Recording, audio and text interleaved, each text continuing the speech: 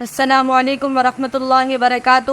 آپ سب سے یہ گزارش ہے کہ اگر آپ ہمارے چینل میں نئے ہیں تو ہمارے چینل کو سبسکرائب کر دیں تاکہ ہماری آنے والی ہر نئی دینی معلوماتی ویڈیو آپ تک پہنچ سکے۔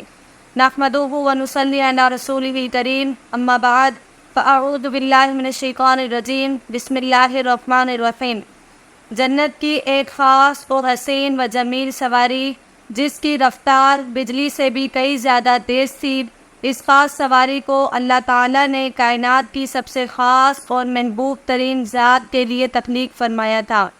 اس خاص سواری کا نام براق ہے۔ اس خاص سواری کو کائنات کے خاص سفر کے لیے مقرر کیا گیا ہے، اور وہ خاص سفر اللہ تعالیٰ اور اللہ کے خاص رسول صلی اللہ علیہ وسلم کی ملاقات تھی۔ نبوت کے 11ویں سال، ہجرت کے 2 سال پہلے 27ویں رجب پیر کے دن کی نور بری رات تھی، اور حضور صلی اللہ علیہ وسلم نماز عشاء ادا کرنے کے بعد اپنی چچا زاد بہن حضرت ام ہانی رضی اللہ تعالی عنہا کے گھر آرام فرما رہے تھے۔ یہ وہ خوش نصیب اور سہانی رات تھی جس رات اللہ تعالیٰ نے اپنے پیارے حبیب صلی اللہ علیہ وسلم سے ملنے کا ارادہ فرمایا۔ چنانچہ اس رات تمام آسمانوں کو سجایا گیا۔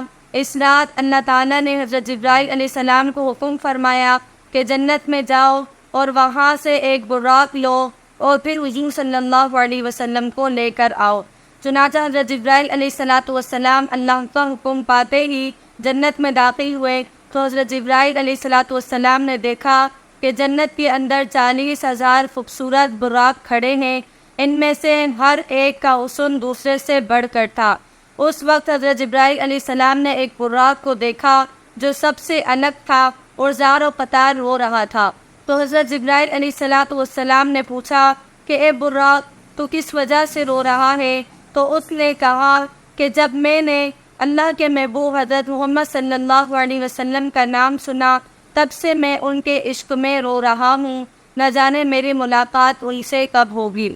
چنانچہ حضرت جبرائیل علیہ السلام نے جب اس براق کا حضور صلی اللہ علیہ وسلم سے عشق دیکھا تو حضرت جبرائیل علیہ السلام نے اس براق کو اپنے ساتھ لیا اور حضور صلی اللہ علیہ وسلم کی خدمت میں حاضر ہونے کے لیے جنت سے روانہ ہو گئے۔ ادھر حضور پاک صلی اللہ علیہ وسلم کمرے میں آرام فرما رہے تھے کہ اچانک سے اس کمرے کی چھت کھلی اور حضرت جبرائیل علیہ السلام نیچے تشریف لائے۔ حضرت جبرائیل علیہ السلام نے حضور پاک صلی اللہ علیہ وسلم کو ام ہانی رضی اللہ تعالی عنہا کے گھر سے مسجد حرام میں لا کر خطیب کعبہ میں لٹا دیا۔ ابھی حضور پاک صلی اللہ علیہ وسلم خطیب کعبہ میں کروٹ کے بل لیٹے ہوئے تھے اور آپ صلی اللہ علیہ وسلم اسی طرح نیند کی حالت میں تھے کہ جبرائیل علیہ السلام ایک بار پھر حضور صلی اللہ علیہ وسلم کی خدمت میں حاضر ہوئے اور جبرائیل علیہ السلام حضور صلی اللہ علیہ وسلم کے سینہ انور کو پسلی کی ہڈی سے لے کر پیٹ سے نیچے تک سینے کو چاک کیا اور قلب اطہر کو باہر نکال لیا۔ اس کے بعد ایمان اور حکمت سے بھرا ہوا سونے کا ایک تخت یعنی تھان لایا گیا اور حضرت جبرائیل علیہ السلام نے حضرت محمد صلی اللہ علیہ وسلم کے قلب اطہر کو آب زمزم سے غسل دیا اور پھر قلب اطہر کو ایمان اور حکمت سے بھر کر واپس اسی جگہ رکھ دیا۔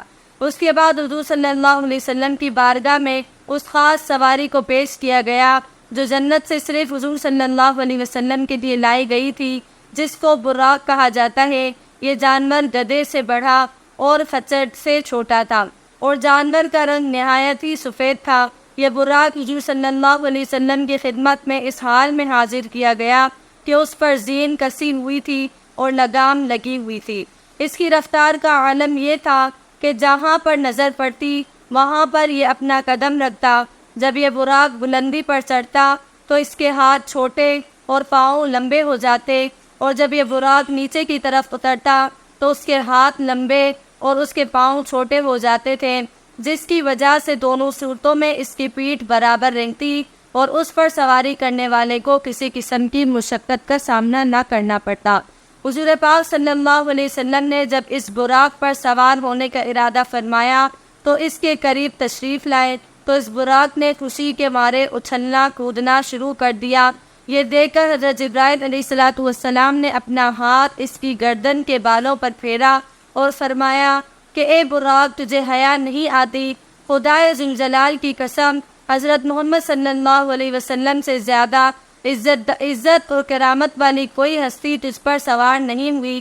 حضرت جبرائیل علیہ السلام کی یہ بات سن کر براق حیا کے مارے پسینے پسینے ہو گئے اور اچھل کود ختم کر دی اور پرسکون ہو گیا۔ پھر حضور پاک صلی اللہ علیہ وسلم اس براق پر سوار ہوئے اور بیت المقدس کی طرف روانہ ہو گئے۔